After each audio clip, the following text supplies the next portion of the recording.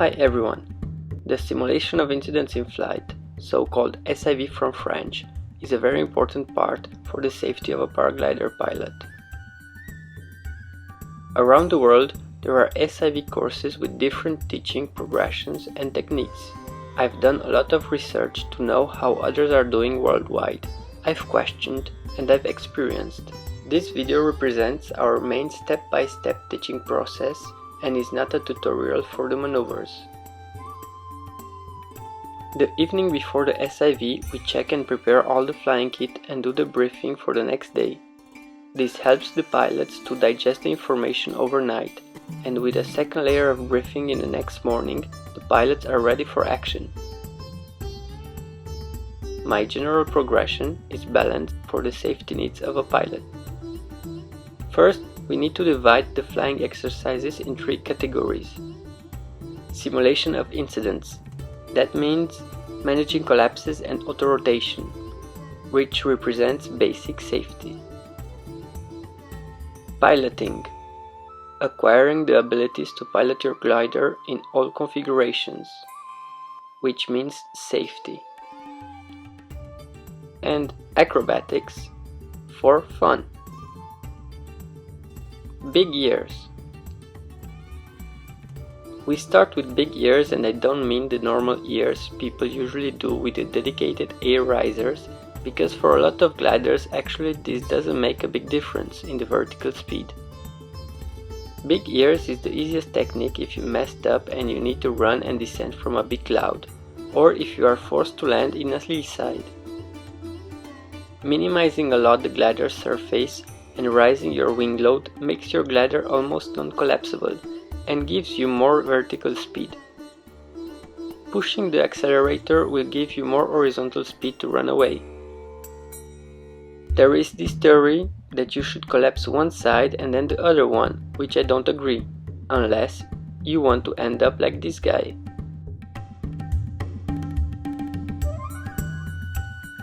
Pitch control.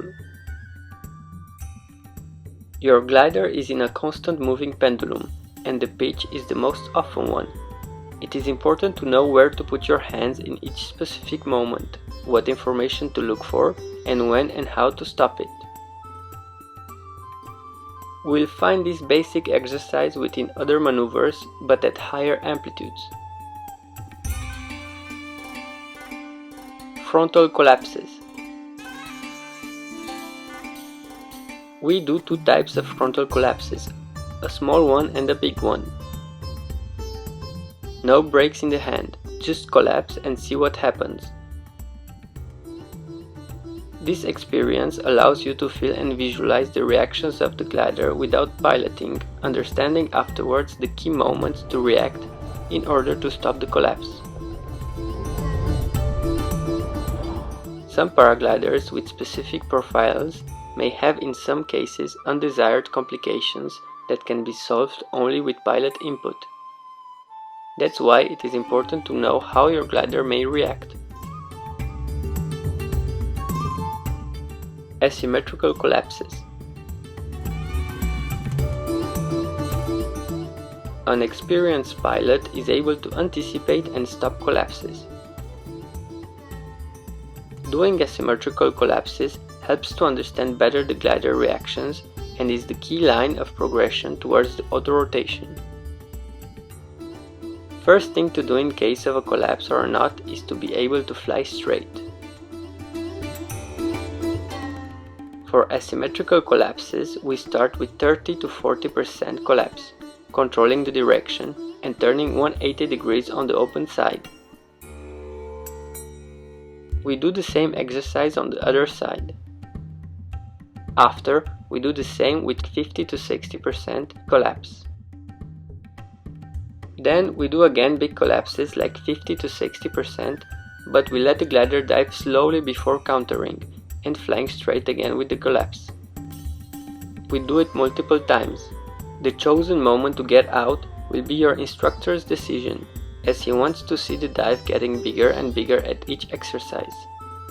We use only the brake to control the glider for this exercise. Auto-rotation. In every flight, if things go wrong, chances to end up in an auto-rotation are high, and sadly I know a lot of accidents caused by auto-rotation, so I treat it very seriously. We are doing 3 different auto-rotation exercises. First, we are doing one long auto-rotation. The idea is to transform this unpleasant situation into something that the pilot understands and finally controls.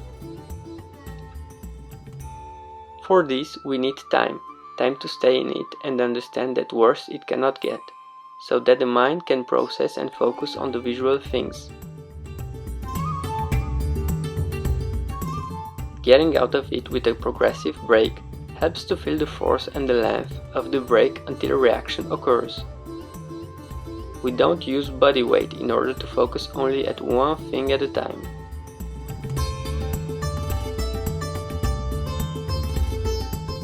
It also helps to see if the glider is predisposed to stall if too much brake is used. Only some small gliders have this problem.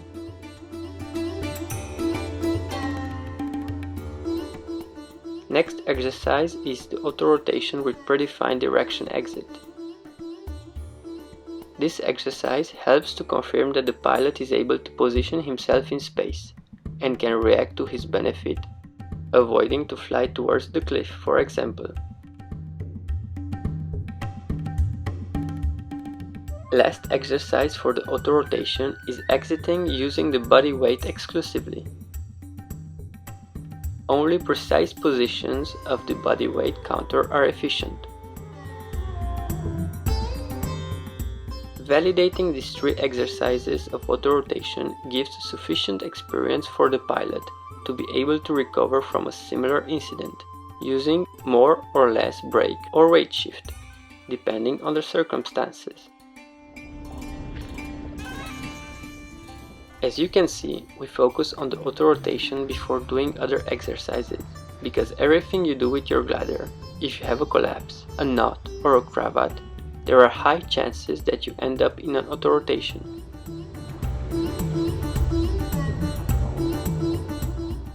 This program takes one SIV course of 2 to 3 days depending on the pilot's level, and for me represents the mandatory safety base of each pilot. Rescue extraction. After this basic progression, I always advise the pilots to experience a rescue extraction over the water in order to not be surprised the day when an incident may occur.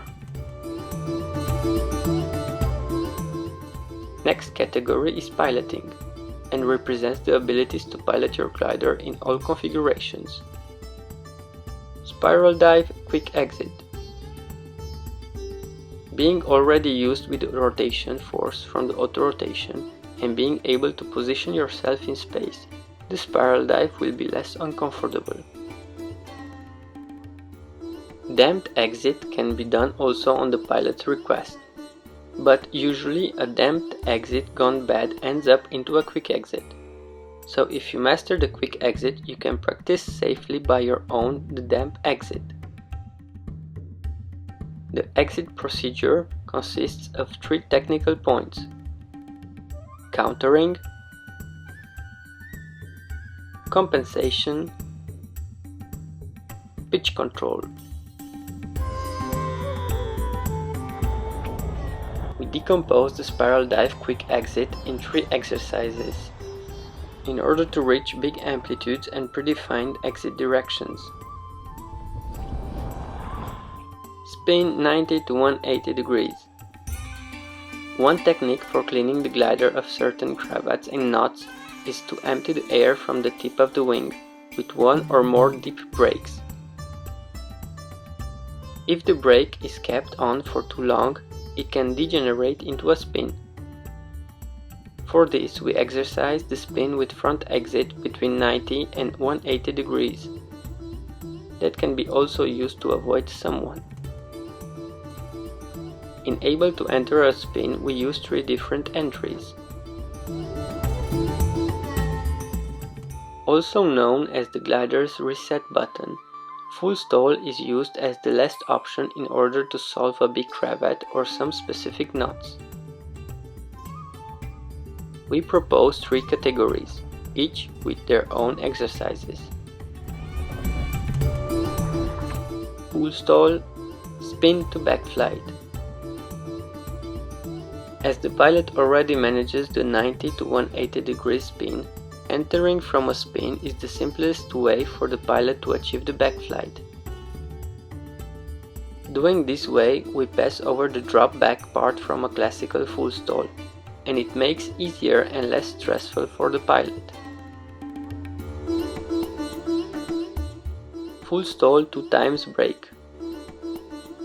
In my opinion, doing full stalls by keeping the hands under the harness and slowly bringing them up makes no sense, as the pilot is in a constant fight with the glider and exposes himself to undesired risks.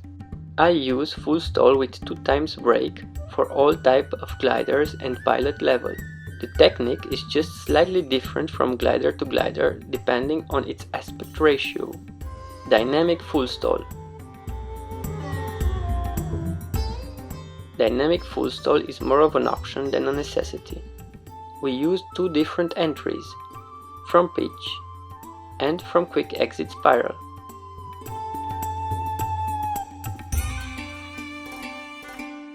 Full stall hands up. Full stall hands up is the ultimate maneuver in this category, and with it the pilot achieves the ability to pilot the glider in all configurations. There are some maneuvers that I didn't integrate in my teaching process, as they are not within the safety line of my progression. Nevertheless, we can practice them on the pilot's request. Acrobatics. If the pilot achieved to do all the maneuvers explained earlier and practiced them in autonomy at home over the ground, he is ready mentally and has the abilities to discover the acrobatics on his own. The internet is full of tutorials how to do acro maneuvers. Nevertheless, coming and practicing for the first time an acro maneuver within an SIV course, it gives more safety and efficiency in the learning process.